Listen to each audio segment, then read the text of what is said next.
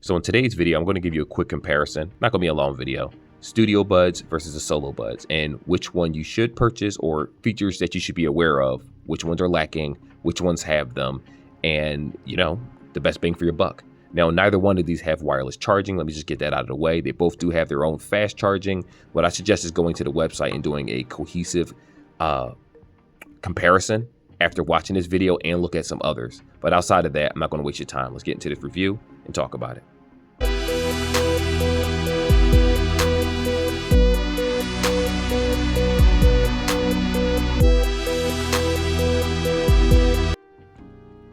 So this is a quick size comparison between the both of them. So if you look at the top, obviously the solo bud over here, the red pair, it looks a lot chunkier than the black pair. Now I'm going to show you a different profile. Look at the body of the red, how full it is. Look at the body of the black, how sleek it is, that shape. This one is going to fit better into your ear for people that may have smaller ear canals, while this one may cause people with smaller ear canals pain or irritation in their ear. My wife, on the other hand, has tried these and she has really, really small ears, and the solo buds really don't work for her at all. Of course, that doesn't mean they won't work for the next person. If you're used to like a JLab pair of headphones or JBL, then this would be perfectly fine. I do want to also say that there's a plus to having a thicker earbud that a lot of people overlook. To me, it's just to me, this fits in the ear more snugly than the original studio buds. And you may ask, why is that? It's because this is so chunky and so thick. When I put it inside of my ear, sounds crazy the way I'm speaking, it actually sits and holds in place. And remember, I have commutes that involve me to riding scooters, electric bikes, and things like that. I'm going over rocks, dirt, and so many different types of terrain. The earbud never slips out, while the studio bud does slip out a little bit, and I have to stop or readjust it, take off my helmet, press it deeper into my ear, and then, keep going on with my day. At the end of the day, it's really up to you as a consumer to decide. But just because this case is smaller doesn't mean that the earbud is going to be smaller. And unfortunately, again, for the person out there that wants the most maximum fit, I'm going to go ahead and say that the studio bud overall just does a much better job of just fitting a bigger demographic of people that may have small, medium to large size ear holes, lug holes, whatever you call them. Battery life is very important for anybody that uses any headset. So there's two things you need to know. Number one, this headset, I believe the case gives you 24 hours along with the actual charge. So you'll get about 8 hours of battery life with ANC on. I'm sorry, ANC off, active noise cancellation. Now, when I say 8 hours, I'm only speaking about listening time. Talk time cuts down practically to half when you use these. And when they die, all you got to do is just place them back inside the case and they start charging. You're good to go. While the Beats solo buds, the case itself does not house any power whatsoever. So if I close this, it's not charging at all. Nothing's happening. As a matter of fact, the earbuds themselves last for 18 hours of listening time. I don't know the exact talk time, but I haven't used them for straight 18 hours straight and just left them in my ears. That's insane. But whenever I go to work, I probably have about 50 to 40 something percent based on my usage throughout the entire day, because I constantly I'm on the phone, I'm doing edits, I'm doing videos, I'm doing so many different things, and surprisingly they do last the entire workday, which I'm not mad about. I was a little bit skeptical at first, but it made me a believer after I used it for a certain amount of time. Now, some people may say I don't like that feature. You may ask, why is there a case? When you pop them back inside the case and you plug it up and charge it, then this is just a housing to charge the headset. It doesn't actually hold the battery itself. The reason why these are so chunky, as you can see, big chunky headphones, is because the battery is inside the headset, and that's where the full 18 hours come from. So when you walk into the store, I just want you to be aware of that yes, 18 hours completely, 8 hours, maybe 6 with ANC on. I forget the exact specs, but it's close to that. But you can throw them back in the case and just charge them up and you'll be good to go. It's all about your lifestyle. So let's talk about what this headset has and what this headset, basically what they both have and what's lacking. In-ear detection. What that means is when you take the bud outside of the case, it will not connect right away like other earbuds. You have to place it inside the ear. Then it'll make this little noise and let you know that it's connected. AirPods do the same thing. Galaxy Buds do the same thing. Most other earbuds don't. There are some other brands like Sennheisers and stuff that I'm sure that does do that, but we're just talking about this video right here.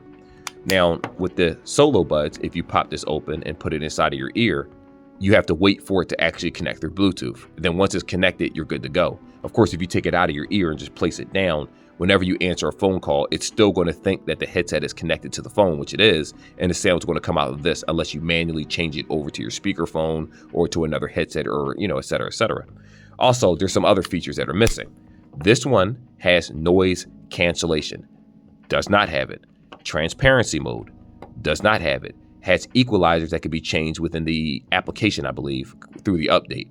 This one does not, which is weird to me. You would think that the Beats would at least allow me to change, boosted bass and things like that, but it doesn't allow it. Now, again, for Apple users, you may have a different experience, but I'm coming from an Android point of view, where if you download the Beats app, it shows you everything that could be done inside that application, and this is lacking in a lot of core basic features, especially for an $80 price tag.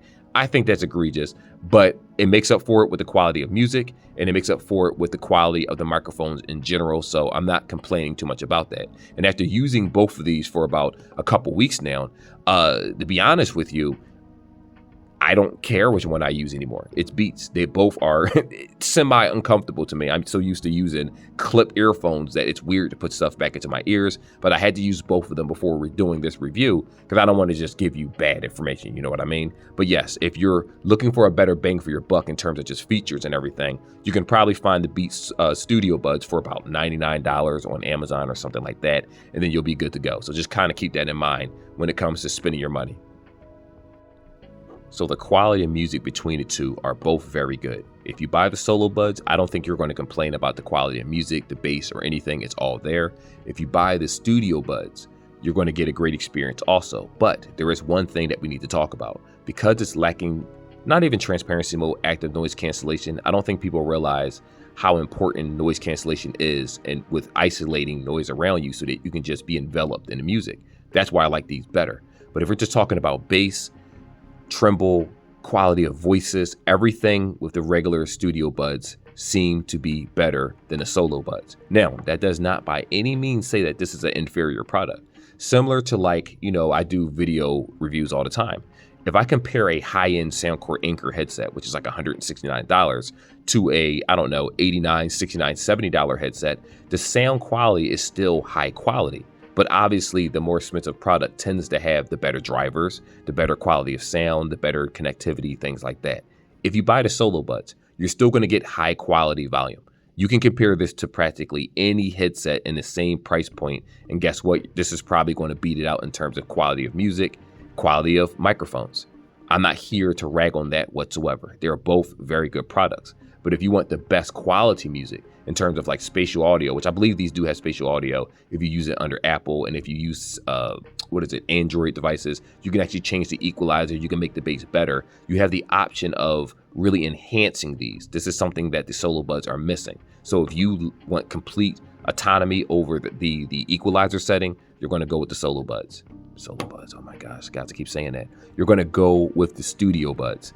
If you want just basic quality, you're not trying to download any applications, you're not interested in tweaking anything or anything like that, then the Solo Buds are also good for you. But both of them are good music choices, especially when you're comparing them to other outside products. So, I'm not going to bash them too badly. They're still good.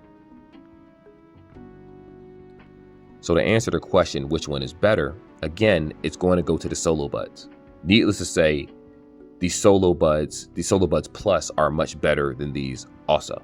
For the $80 price tag, it's not bad. It's not the best. People out there prefer Apple or Samsung or a brand that they heard of, especially if you're an Apple user. You want everything to go with it, with answering calls and tapping buttons and things like that. So I get it. This is why you stick to certain brands. And I don't think you're going to be disappointed with these. But understand that if you've come from a higher end headset like AirPod Pros or Studio Buds or the Fit Pros or anything, you're going to see what's lacking with this headset. So that's why I'm giving this video, and it sounds concerning to the average buyer, but for a person that has owned both, you're going to understand what I'm talking about. Whenever you downgrade, you're going to notice key differences or key life features that change that you might have took for granted. But ultimately, I think you'll like them. Anyway, like and subscribe like always, guys, and I'll see y'all in the next video.